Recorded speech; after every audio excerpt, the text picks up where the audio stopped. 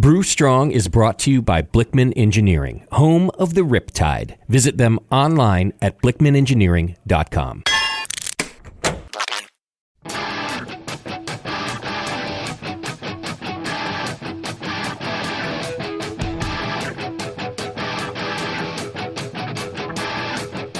Brewers, it's time for the beer radio you've been looking for. This is the show that dispels myths, tackles the toughest topics, and makes no apologies for geeking out on beer. Hosted by two guys that drink before they think, Jamil Zainasheff and John Palmer. This is Brew Strong.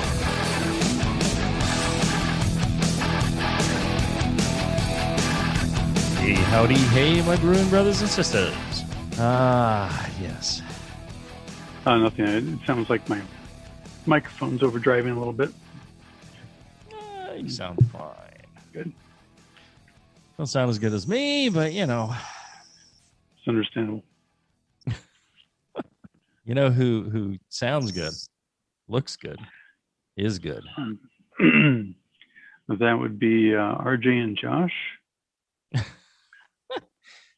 They absolutely, but I was thinking of somebody else. Oh, okay. John Blickman. Yes, of course. He's a beautiful man. Indeed. Yeah. A beautiful friend. He's a beautiful friend to all of you because he has been paying for the show, so you don't have to, for 15 freaking years.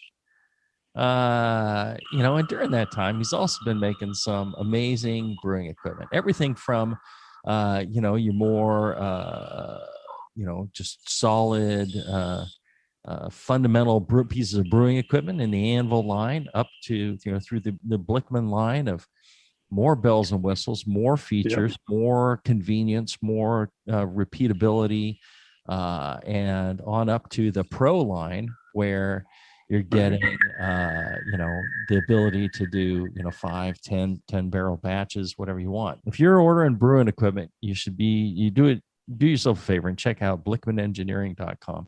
Lots of goodies there and lots of knowledge and lots of good people. So check them out, support them. You can send an email to John Blickman, use feedback at blickmanengineering.com. That's right. Go straight to John Blickman. You can tell him how much you love the show or hate the show, whatever. And apparently, Rich says John B gives a back rub for every top tier system you buy. There you go.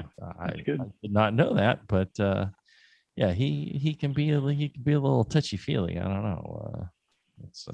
If you're listening live and watching on Facebook.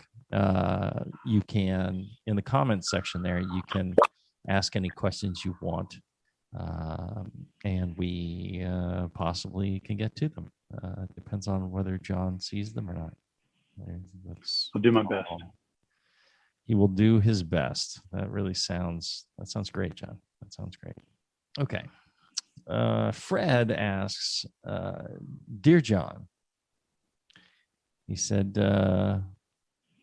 he sent this to your personal address as well as sending it to the Brew Strong address. So he's hoping one of these will get to you.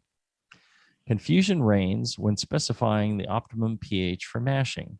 At different times, the pH is expressed as measured at room temperature, and at other times, the pH is specified at mash temperatures. You yourself apparently confused these on the last Brew Strong show regarding adjustment of brewing water.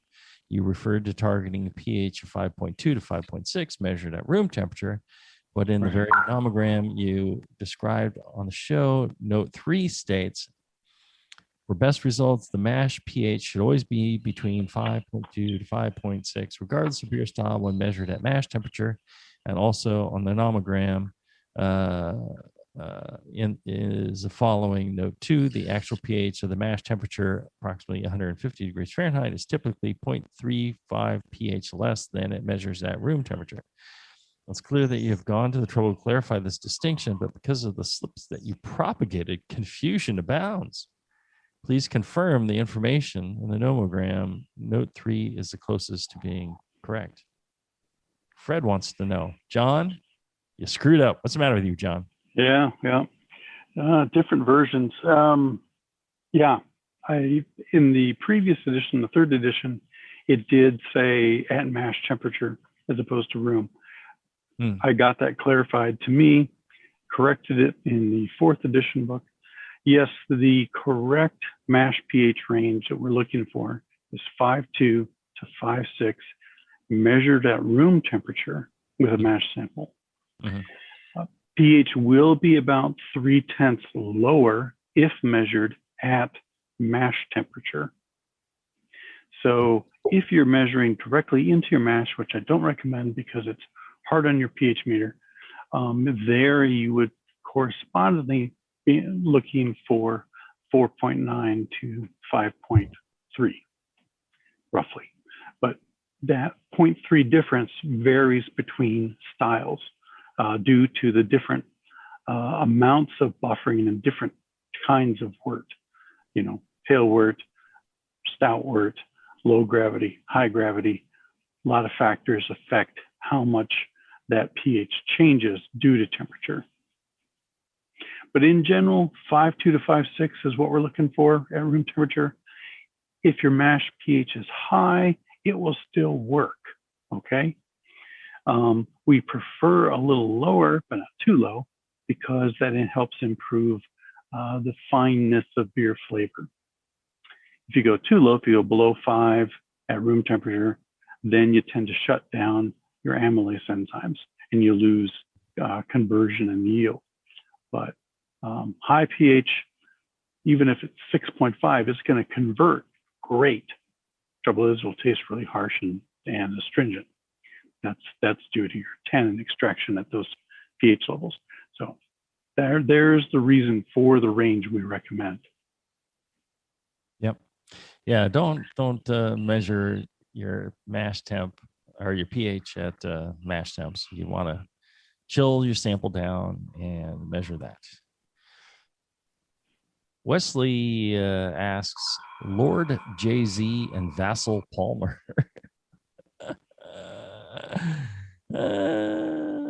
Let's see. I recently brewed an extract beer kit for a Belgian strong dark ale from Northern Brewer, their number 8 kit. And I had more problems than I cared to think about. First, I couldn't brew the kit for a month after it was ordered, and it spent 2 weeks at room temperature. During the brewing itself, the stove burner died about halfway during the boil, stayed at 207. So I had to transfer burners. Temp never dropped below 206 at that time. At the same time, I had to do 2 hop additions, add 2 pounds of DME, 2 pounds of candy sugar, 15 ounces of priming sugar, and fought boilovers through the whole process, forcing it to take till boil end to do all this. That said, OG was in the range of being 1080. Fermentation was rapid using 1 liter starter, so I know I underpitched a bit, but fermentation started within hours and was putting out more CO2 than the airlock could deal with. Overnight, the bucket blew its lid and was open for probably 2 hours before I woke up. I quickly mixed a bunch of sanitizer, sanitized the lid, and wiped down the rim of the bucket with a sanitizer-soaked rag and resealed the bucket. There were no further incidents. Ambient air temperature above and around the bucket maintained 70 degrees for the duration of the ferment. Final gravity was 1015. Sounds good. I transferred the beer to the carboy for 1 month to age before bottling. At bottling, mixed it with 140 grams of table sugar and was worried about not carbonating due to lack of yeast and held for the bulks. So for carbonate, what? You guys can't drink when you write these questions because we drink when we read them, and then it's double drinking. It's kind of a game of telephone. So targeting carbonation at 75 Fahrenheit, except for a power outage lasting 2 days, dropped over to the room to 50 to 55. Carbonation seems to come along fine, if just a little slow. I opened one to drink, and it produced a 1/4 to 1/2 inch head. So that seems encouraging, but while drinking it, I'm worried the flavor is just off, if not just completely. It's kind of a mixture of yeasty and green flavor. Can't put my finger on it. It's not acetaldehyde because I've had that one happen to me before. It's like a really assertive hop green flavor that's bitter and next to no malt flavor. Writing this, debating whether or not I should dump the beer or seeing if aging can save it. Whew. That's a long one. Yeah. So I'm pretty sure what happened here. One is it is a high gravity beer with a considerable amount of adjuncts. Yeah. 2 pounds candy sugar, 2 pounds DME, and then some mashing, I guess. Oh, it's extract beer kit. I don't know if there's grains in that kit or not, but if it's 2 pounds DME and 2 pounds candy sugar, that is a lot of simple sugars. And if the ambient room is 70 degrees, I always stress that fermentation temperature is not the room temperature. It's the temperature of the actual liquid fermenting. You cannot ferment at, if it says ferment at 70 degrees, it doesn't mean the room should be 70 degrees. It means the actual liquid should be 70 degrees. And what happens in a 70-degree room is that thing probably got up into the 90s during fermentation. Especially a big, vigorous fermentation like that, I bet you it generated a lot of heat, a lot of simple sugars. You're dealing with a lot of alcohols, and you're probably dealing with a considerable amount of acetaldehyde. It may be masked in there with other stuff, but that's the issue there, I think. What do you say, John? Yeah, that seems quite reasonable. I think, he's not getting a lot of malt flavor because of the proportion of simple sugars. The 1 month in the carboy prior to bottling seems excessive. So slow carbonation in the bottle, chances of oxidation, which also cut into your malt character. Yeah. I was going to read a question by Joe Zassa about developing and maintaining a house yeast. Okay. But I think that's a good idea for a show. I think we're going to make a show out of that. Let's see here. We should take a short break. When we come back, we'll have more of your questions right after this. Hey, it's Kaylee Cuoco for Priceline. Ready to go to your happy place for a happy price? Well, why didn't you say so? Just download the Priceline app right now and save up to 60% on hotels. So whether it's Cousin Kevin's Kazoo Concert in Kansas City, go Kevin, or Becky's Bachelorette Bash in Bermuda, you never have to miss a trip ever again. So download the Priceline app today. Your savings are waiting. Go to your happy place for a happy price. Go to your happy price, Priceline.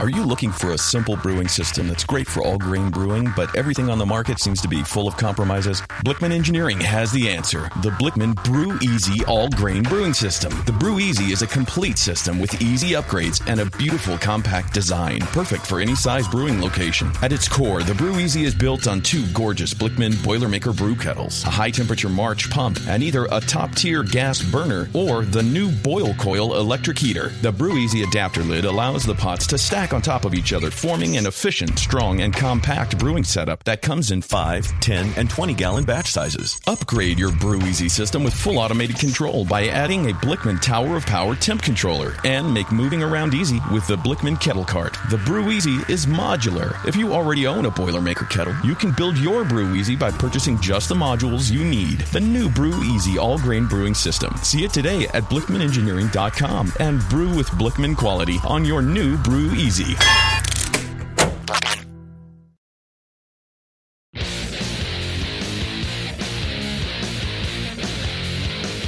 Back to the 2 guys that know how to turn beer into beer.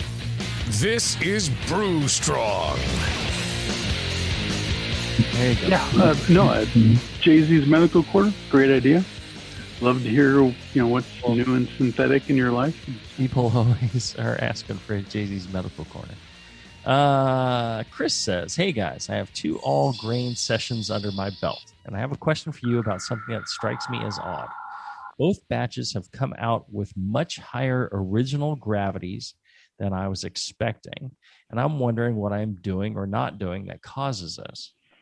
First, my all grain beer was the English mild from Northern Brewer. The target original gravity was 1032, but the actual was 1040. The second all grain batch was Northern Brewer's Oktoberfest, which has a target of 1058, but the actual was 1066. Both were done using the batch sparging method in igloo coolers at a mash temperature of right at 152 degrees. The mild was mashed with a ratio of about 1.5 quarts of water per pound of grain, while the Oktoberfest was mashed at a ratio of about 1.25 quarts water per pound of grain. We circulated each one to the tune of about a quart of wort. It was running nice and clear, such that the first runnings of about 2 gallons took nearly 25 minutes, while the remaining 4 gallons of second runnings loudered for about 45 minutes. So sparge water was right at 170 degrees. I haven't tasted the Oktoberfest. It's still in primary, but I've tasted the mild. It was good flavor. Finished at 1012 for an ABV of 3.68 and a paired attenuation of 70%. That is the Y yeast, Neo Britannia yeast. The only thing about the mild, however, is that it does seem to have a fairly thin taste to it. The mouthfeel is not very robust.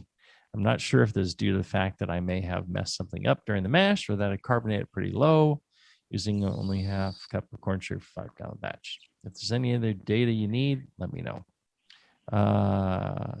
It sounds like he said, I tried to take decent notes during the brew day. Sounds like he did.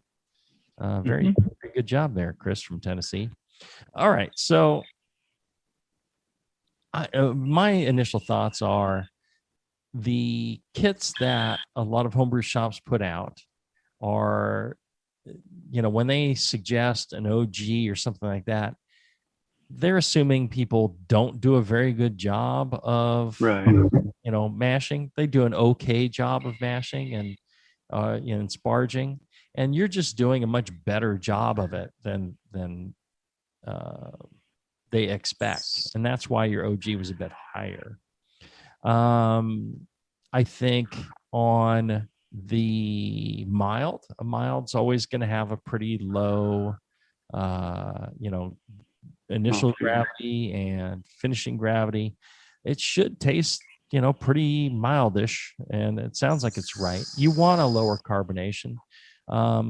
If you're serving it, try stirring it up, one of the things that they do in England, certain parts of England, and it's fighting words depending, is to use a sparkler and to force it through to create a frothy, creamy kind of feel. You have to be into that kind of beer for it. And it may also be just the recipe. I highly recommend a little book called Brewing Classic Styles, and the mild in there is quite good. Let's see, what else? The final boil volume has a lot to do with it. Yep. It could be that your volume was off, as John suggests. What else could it be, John? You may have boiled it down a little bit further, thereby increasing the final gravity. The malt amounts that they actually sent you may be bumped up a little bit, another couple handfuls, another half pound included, just, to make sure you got your money's worth. And if you're doing a good job, that could easily bump up your gravity a few points. Right. That brings up a good point. Always weigh the ingredients that were sent to you to make sure that it is correct. Because somebody could screw up at the brew shop and overweigh it, or just be careless in filling bags or whatever it might be. So just really confirm it. I think any home brewer needs to have 2 good scales: one for measuring hops, which is also appropriate for measuring cocaine, and another for measuring your malts.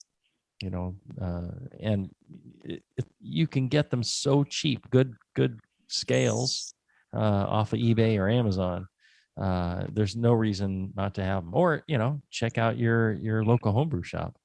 I bet you they have good ones. And if you support your local homebrew shop, they will be there when you're desperate for, my yeast is dead, or I don't have the hops that I thought I had, or I'm out of this, or I'm out of that.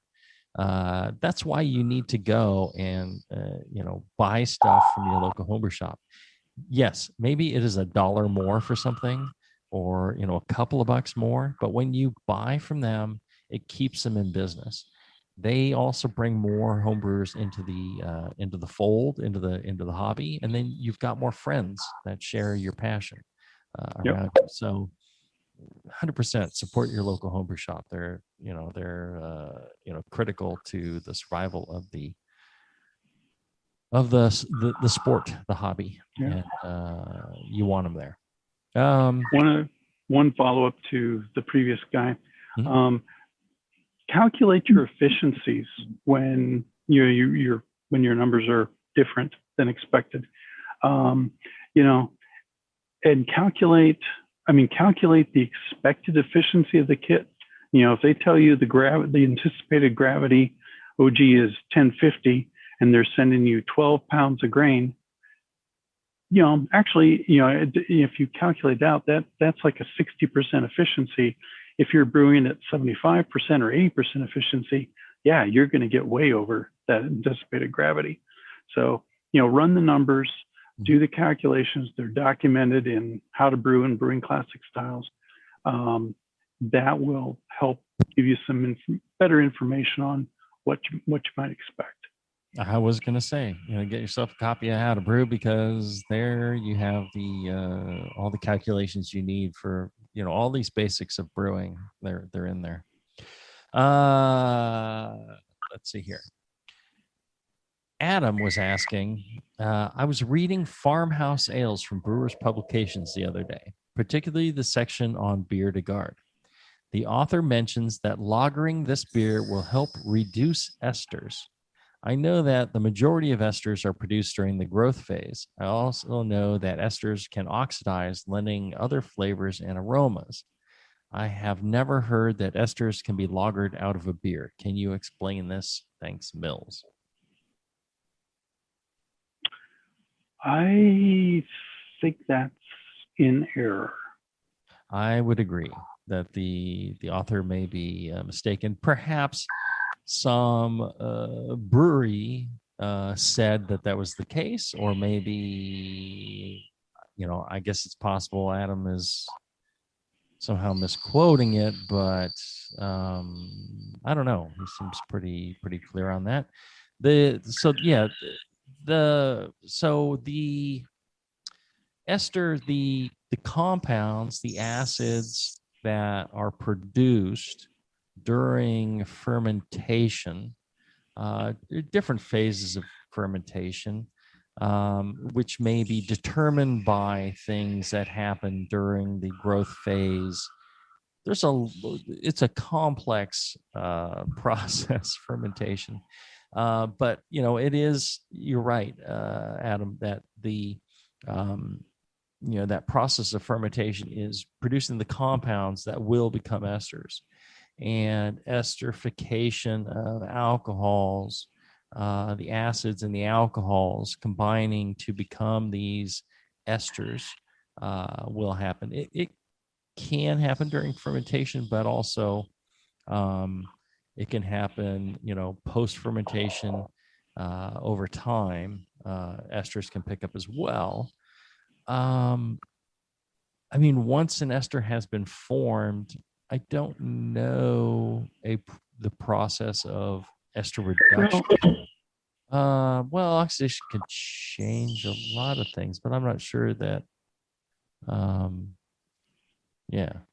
don't know. Or they can change, but I don't think you're going to get rid of them.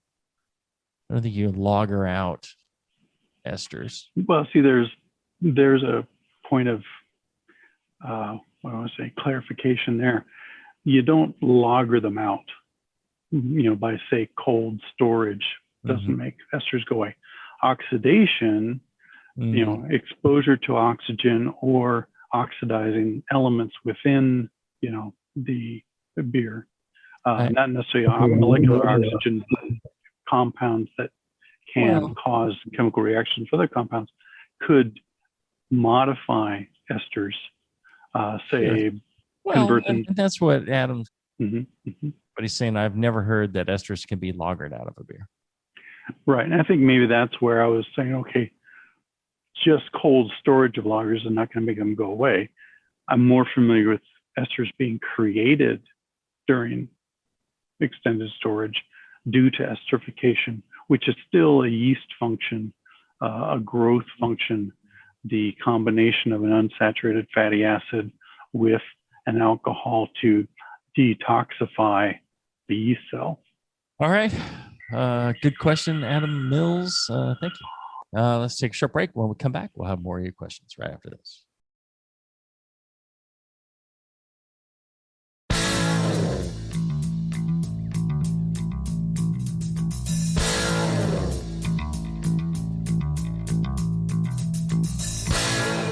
Learning to brew has never been so disgusting.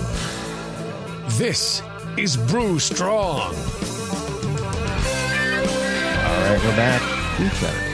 Those folks, they're kind and funny and generous. And RJ and Josh, I love them both. Good people, and they're smart. And if you have questions about brewing, you can send them into, Brew Strong at thebrewingnetwork.com, and we will eventually get to all of them. But a faster way maybe to stop in a Brew Chatter and just say, hey guys, I got this problem. Can you help me out? They know great beer, and they know great brewing, and they have the gear there for you. And while you're hanging out, you can have a pint. Often you can have a pint of Heretic. Good folks. Brew Chatter, brewchatter.com. Tell Josh and RJ I sent you. Let's see here. Adam is asking, Andy from Arizona is asking, when creating a recipe, you can adjust the various amounts and types of malts, adjuncts, and hops to create a balanced flavor profile. For example, by adding American 2-row with Maris Otter, you get a different flavor than if you combine 2-row with Munich. Can different yeast strains be used in the same way? By using several yeast strains in the same fermentation to develop a balance of flavor. For example, I like some of the esters and spice notes produced by Saf Brew T58, but sometimes the esters are too distracting. I start the fermentation with a cleaner, less estery yeast, and then add some T58 afterwards towards the end of primary fermentation. Would I have any flavor impact to the beer? Also, some of the banana flavors in a wit or Hefeweizen are nice in moderation. There shouldn't be any really in a wit beer, but not if they are overpowering. Would the yeast byproducts balance out if 2 or more yeast strains are used, or would the population of one yeast monopolize fermentation and the flavor profile? Also, are there any other problems that might complicate trying to execute fermentation with more than one yeast strain? Do you know of any amateur professional brewers who do this? And if so, what yeast strains would be more likely to work well in tandem? P.S. Thanks for all you do for homebrewing.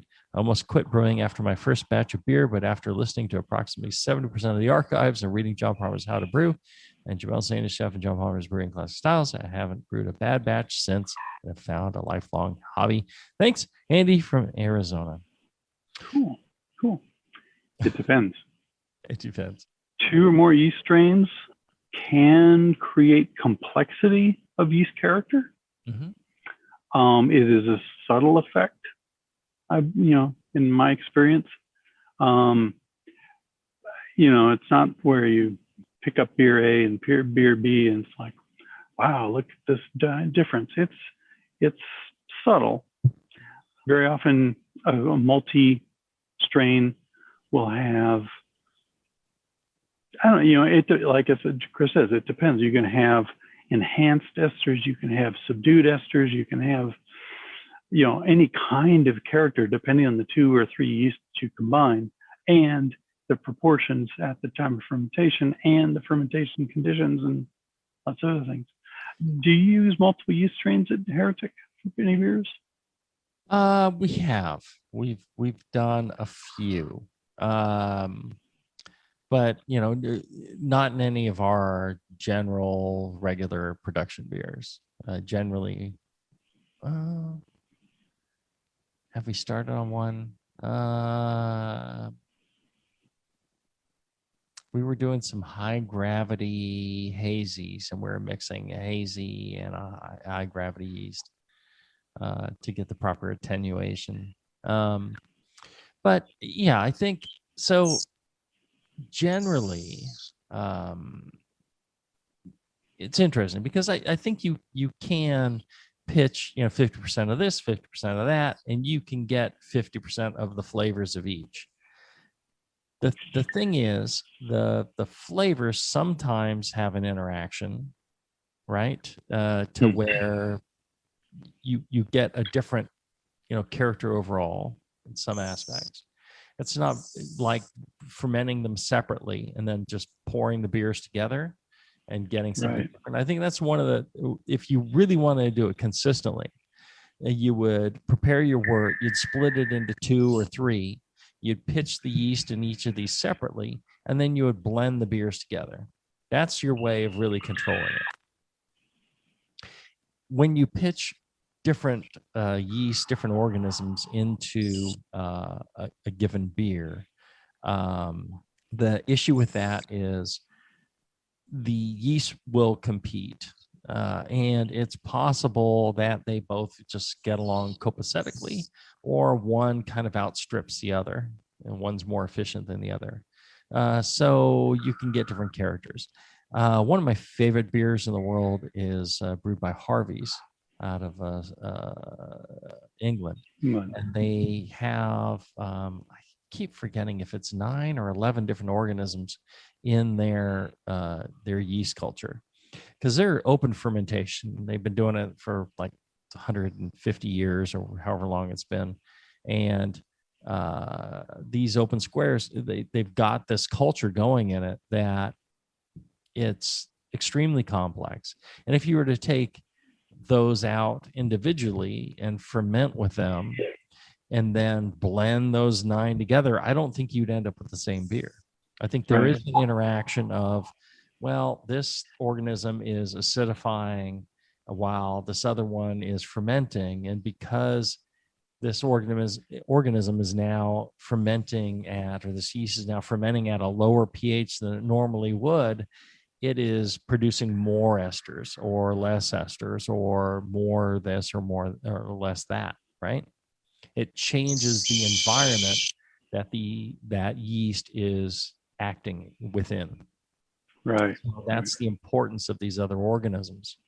Can they, the environment that they produce. So it's very tricky, and it's not, a simple thing.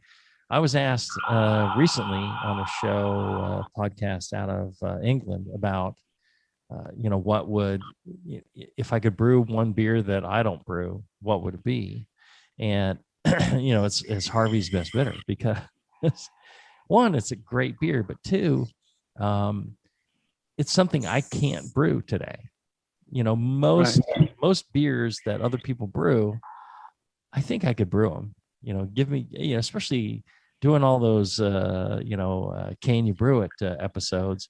I learned a lot about brewing other people's beer and how to clone it, and doing, I can get pretty close. If there's a beer I want to brew, I can brew it. Yeah. The Harvey's, Best Bitter would be very difficult. That'd be very difficult because of the complexity of the organisms in there. I could kind of get in the general range of things, but I can't clone that beer. That's too tough. So, right.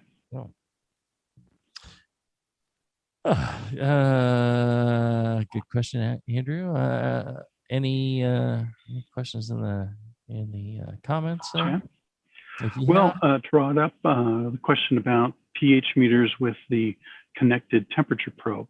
Mm-hmm. And as I commented in that chat, pH meters with temperature probe, whether it's separate or built in, the purpose of that is the automatic temperature compensation, which is only designed to keep the meter calibrated at a different, and when it's measuring a sample temperature than the calibration temperature. So if you calibrate it at room temperature and then measure a sample at, say, 90 degrees Fahrenheit, the thermometer and the ATC would compensate for that change in temperature of the sample and give you an accurate pH reading at 90 degrees. Doesn't account for the physical change in pH or the chemical change in pH due to temperature, that actual change. So that's why we still insist on room temperature measurements so we can compare apples to apples. And then Lat65 Brewing Company says, we need some good old Jay-Z's Medical Corner. All right. So should I do it now or should I wait? I don't know. Guess see the look on your face, John. So one of the things I realized, welcome to Jay-Z's Medical Corner. One of the, if you're listening with small kids or people of delicate nature, tune away now. Turn the volume down or put some headphones on. No, one of the things I noticed about getting older is that it's possible to get essentially varicose veins in your scrotum, in the sac, right? In the boys, in the peaches. I don't know if it's the pressure of hanging or it's the vast size of the stones within the sac that is causing the pressure that bruising due to gravity. They are all there popping out purple, bold, bulging veins filled with blood, and it's quite concerning. It's quite concerning. I can imagine. I confess I need to find a mirror if I wanted to self-inspect. Right. Yeah. I would highly recommend everybody take a mirror down there and take a little perusal and see what's happening south of the navel. There's sometimes something quite surprising down there, and yes, scrotal varicose veins are an actual thing, I think. And I feel like I am one zipper accident away from bleeding out all over the floor. I'm just nick one of them bad boys, and I think I got a gusher on me. That could be bad. Yeah, I can imagine. Yes. You probably didn't think today would go that way, but there it did. And so wraps up another Jay-Z's Medical Corner. All right. Let's see here. Jeff, he's got a yeast washing question. I was reading my trusty copy of Yeast, A Practical Guide to Fermentation. On page 170 about washing yeast, it says, working at a temperature of 36 to 40 Fahrenheit, 2 to 4 C, acidify water to pH 3 using food-grade acid. My question is this: would food-grade acid also include lactic acid? Thanks for the show. Yes, Jeff. Lactic acid is fine, phosphoric, whatever the acid you want to use. So there's yeast rinsing and there's yeast washing. And the purpose of yeast washing is when you have essentially contaminated yeast that has, it's a mixture of yeast and bacteria. You use a low pH solution to rinse the yeast pitch to reduce the bacterial contamination level. So breweries do this that pasteurize their beer and don't want to pay for another pitch, things like that. I would highly, and I think I say in the book, I highly recommend that you don't go through this process. It's stressful to the yeast. Is it pH 3 or pH 2? I can't remember. 2 something. It's got to be pretty low. It's got to be low enough to kill off the yeast, but not too low. So it's got to be pretty low. But the thing being, if you don't you'll stress you'll stress that looked very odd, John. You'll stress at page 170. You'll stress the yeast by doing this, and you won't completely get rid of all the bacteria. So if you have a bacterial contamination, I would urge you to just dump that pitch and start with a new pitch and figure out where your contamination came from. Yeast rinsing is a very valuable tool and much less harmful to the yeast. If you have a clean pitch of yeast that just has an amount of trub you want to get rid of, you can shake that up with some sterile distilled water or sterile tap water.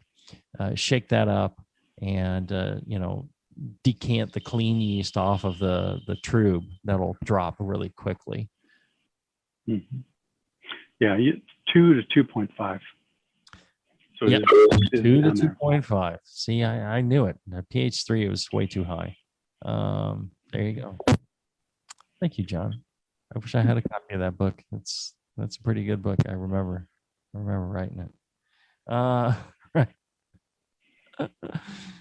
But good question, Jeff. All right. I'm just randomly picking questions here. I've got. I have not put any effort into. Aaron asks. Aaron from Pepperell, Massachusetts, also known as the middle of nowhere. He asks, I keep reading about extract twang. What do you and John think about this? Is it a legit fear? What can cause it? How can I avoid it? Also, when was the last time you guys brewed on a newbie-like setup? Extract, partial boil, minimum ferment, temp control. Thanks. Extract twang, in my definition, is oxidation of malt extract. It is it results in very I don't know. I call it like ballpoint pen aroma. The smell of ink. It can be. They're just oxidation type aromas that kind of come from there for flavors that predominantly seem to be due to old extract, especially old liquid malt extract that's sat in a can for a couple of years, darker than intended and so on. And brewing with fresh malt extract, brewing with dry malt extract, which has better shelf stability, pretty much does away with it. Right. I mean, good extract beers, you cannot tell they're made with extract because of that twang. I would agree. So the whole thing about extract twang is false. I think, you can make award-winning beer. I did with extract. Extract alone, extract with partial mash. I won, it was more about the process and fermentation. One thing I would say about old extract. So recently a new home brewer gave me a beer to try, and my comments back were, this tastes like old ingredients. You must have used old, make sure you get fresh ingredients. He said, yeah, you're right. I got the ingredients like a year ago. I was too busy. I didn't brew. Of course, they're stored warm, and I could taste it. But I want to say that old ingredient character is more prevalent in hops. And so when people are talking about extract twang, I think it's often really the hops that are the issue. Because when you ferment something that is oxidized or staled, generally the yeast will clean it up and it won't taste nearly as bad as it might have been. I'm with John that there is some staling that goes on that may still be present. So you want to always just use fresh. When you get your ingredients, you buy it from a quality shop like Brew Chatter or More Beer. they've got fresh ingredients. Brew right away. Don't buy it and think, oh, I'm going to brew 6 months, a year from now. Buy it, before you brew. And, I think that helps. But I think the yeast will clean up some of that. But the thing the yeast cannot clean up is stale hops. You've got to, keep them in the freezer. You got to keep them in sealed bags in the freezer. And if you do, they're good for years. But if you don't, they're dead right away, and you'll taste them in your beer. And I think that is a lot of times what the old timers were talking about as far as extract twang. Malt extract. Today's modern malt extract is fantastic. These companies, that we're getting extract from, the only one that comes to mind is Muntons right now, but there's a bunch of them. They're fantastic. They really know what they're doing. It's really come a long way, and it really wasn't that bad back in the day. I think it just got a bad name because, brewers were, just negative on the whole aspect. So, I would not hesitate to brew on extract. So the question is, second question or fourth question, whatever it is. Hey, all you people, one question per email. When was the last time you guys brewed on a newbie like setup? John? Well, long time ago in terms of, for me, a newbie type setup is a cooler mash tun, or something like that. I brewed in my Anvil Foundry a month ago. Yeah. So that's was all-in-one extract system. with Extract system. Perfect. I haven't done that in, oh God, a year, 2 years. Been a while for me. Yeah. I'd love to do it again. Mm-hmm. Yeah. Yeah, I enjoy the simple life. At some point, once I pierce a vein on my testicles, I will quit, and I will spend the rest of my life puttering around, visiting home brewers and brewing extract with partial mash. Brew plant. It's weird because I think before I started, I would have looked at that as like, wow, that's pretty significant. I look at it today as just like, 5 barrels, man, what a waste of time. I could be brewing in 30, the same amount of time. This is such a a burning of labor for not very much beer. It's like 5 barrels, 150 gallons of beer. That's nothing. What 150 barely wet your whistle. Right. But it's fun. I'm doing more strange things on it, so I'm enjoying that. It's hey, it's brewing. Any brewing's better than no brewing at all. All right. Come back. We'll wrap up right after this.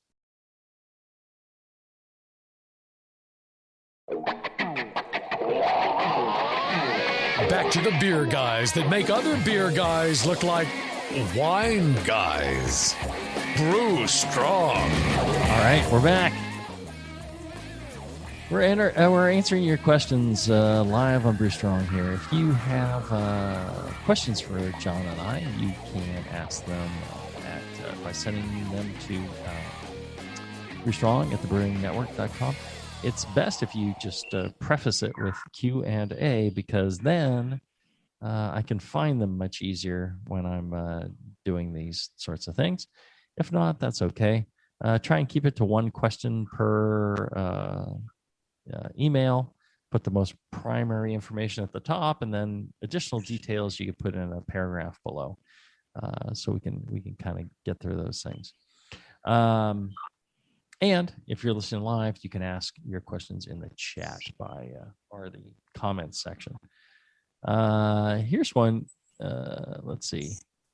Tarantino asks, is it smart to keep a lager yeast starter at lager ferment temps before pitching? It depends on how long. Yeah, I would say that. Yeah, it depends on your pitching temperature. So the temperature of your pitch should be within, ideally at the same temperature as your wort that you're pitching into. If it is, off, really the maximum is considered about 10 degrees Fahrenheit. Less than that is better. 5. I'd keep it within 5 degrees at the most. I like to be 1 to 2 degrees Fahrenheit off at the most, because when you pitch a yeast into a drastically different temperature wort, you cause a heat stress, and the yeast will spend their energy expressing this heat shock protein, whether it's going hotter or colder. They have to deal with that temperature change, and they're expending energy, and you're kind of jacking them up for your fermentation. So you don't want to do that. So I would, whatever your lager yeast starter is, I would try and keep that at the same temps, gently, change the temperature to whatever it is you're going to pitch into, or change your wort temperature. When cool conditioning an ale or lagering, should it be without CO2 aside from purging oxygen from the keg, or do you guys put CO2 to it for a while it's in this stage? If you're cold conditioning an ale or you're lagering a beer, do you have CO2 on it, John, or do you just purge the oxygen and let it sit? Just purge. Although these days when I'm actually lagering something, then to me that means it's in the keg and it's in the refrigerator, getting ready to serve. So I'm carbonated in it at the same time. You and I have talked about warm maturation in the past, where we are getting all of the fermentation and maturation reactions by the yeast done in the fermenter warm. So we know that VDK reduction is done, acetaldehyde reduction is done, the green flavors are gone. That beer is ready to drink, except for carbonation and maybe clarity. So then we do the cold conditioning, put it in a keg, chill it down, apply CO2, it clarifies and is essentially ready to serve. I guess I said I would just purge, but actually because I've finished fermentation and maturation, I am carbonating in the keg while it's cold, clarifying. Mm-hmm. Yeah, same for me. I didn't, put a high pressure on the kegs. I would, keg my beer and then hook it up to, service pressure, which tend to be like 8.5 psi or 9 psi in the serving fridge, and just leave it there, and that was fine. Tarantino has another question, and again, one per email would be helpful, but I'm willing to go through them. It just takes longer to do these. Is there anything wrong with using your mash wort to make a starter? No. As long as the gravity's correct, that's fine. One of the good things you can do is you can take so let's say you've done your mash, you've run off your wort, right? And you collected all that. Then there is, your further runnings. You can collect those runnings and make starters out of that.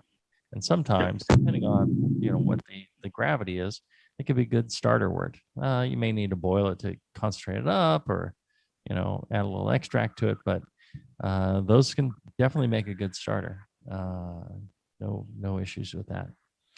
I'm not sure if what the rest of the question is.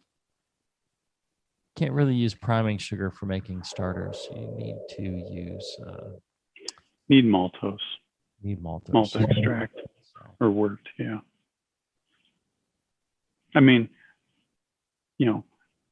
Table sugar would work in a starter. You would grow yeast, but that yeast would no longer be ready to ferment wort. It would be kind of shifted over to fermenting just table sugar in a worst case scenario. Well, there you go. All right. If you have questions for us, for John and I, send them to Brew Strong at thebrewingnetwork.com, and we will get to them. We need to do just a whole bunch of Q&A shows because we're, again, 400 questions back. So we narrowed it down, but we really need to buckle down and get through a lot of these.